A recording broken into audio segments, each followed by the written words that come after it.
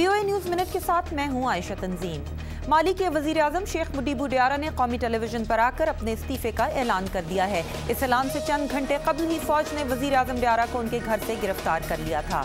अमरीका ने शाम में सदर बशार अल असद के खिलाफ मज़ाहमत करने वाले एक गिरोह जबहात उन नस्रा को दहशतगर्द करार दे दिया है, जिसका मकसद शाम में शिद्दत पसंद गिरोहों को तनहा करना और गुज़िश्ता माह दोहा में बनाए गए मज़ाहमती गिरोहों के इत्तेहाद की मदद करना बताया जा रहा है।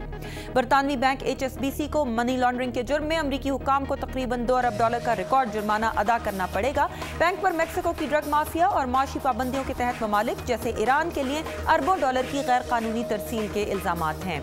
और ट्विटर ने mobile photo file sharing company Instagram के मुकाबले पर अपने फोटो फीचर्स शुरू कर दिए हैं। आप देख रहे थे VOA न्यूज़ मिनट। मजीद खबरों के लिए हमारी वेबसाइट urduvoa.com पर आएं।